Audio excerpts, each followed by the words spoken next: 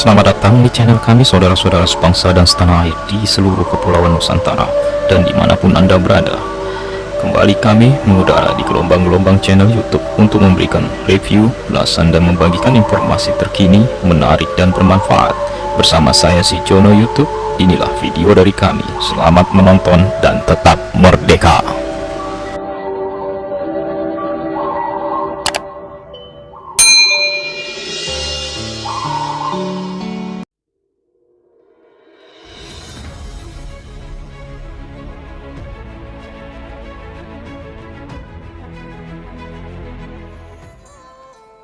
Assalamualaikum warahmatullahi wabarakatuh.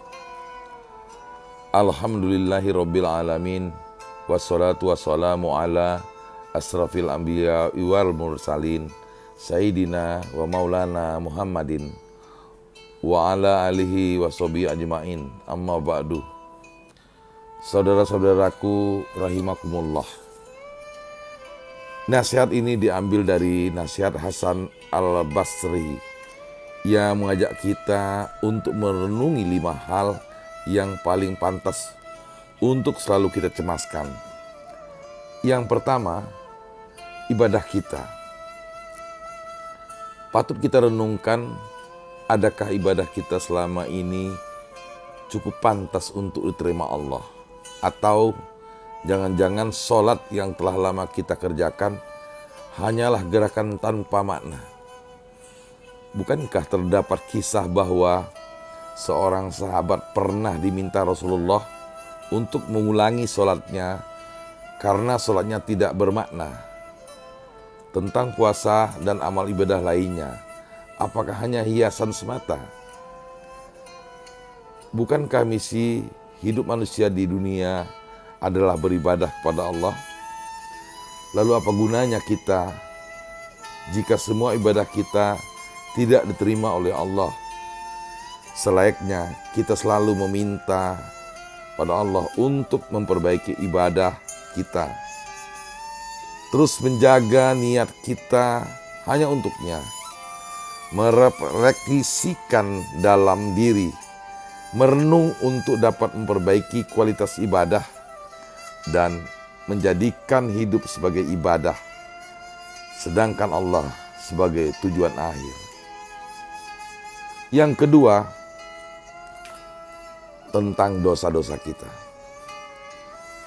Atas semua perbuatan yang kita lakukan, sudahkah terlepas dari dosa? Sudah berapa banyak dosa yang kita lakukan selama kita hidup?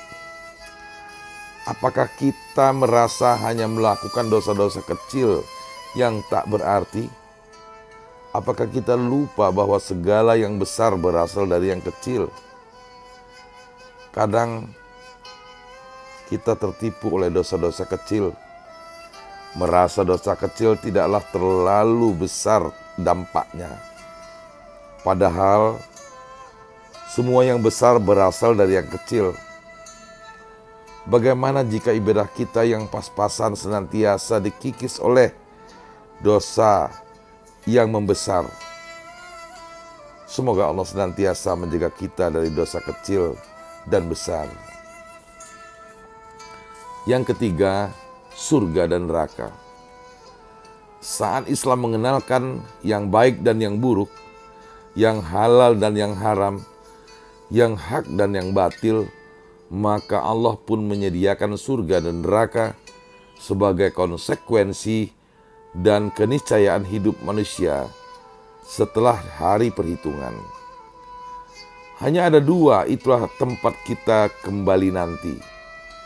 Tahukah kita kemana kaki ini akan melangkah di hari pembangkitan?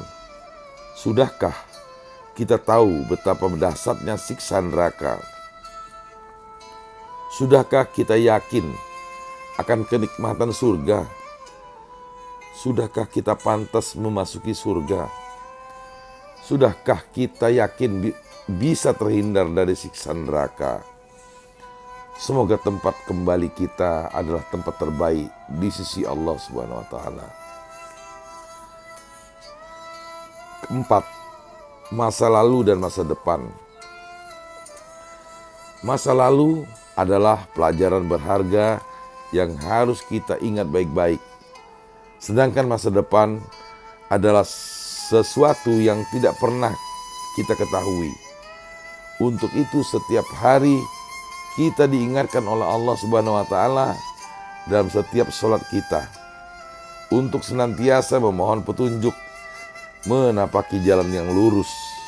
Ingatlah bahwa masa lalu tidak akan pernah bisa kembali, sedangkan masa depan selalu menjadi misteri. Namun masa depan dapat ditentukan keadaannya mulai dari sekarang, berdasarkan apa yang diperbuat saat ini. Dan yang kelima, keridhaan Allah atas semua tindakan kita. Dari semua hal yang kita lakukan dahulu, sekarang maupun yang akan datang, adakah kita yakin bahwa semua itu mendatangkan ridho Allah?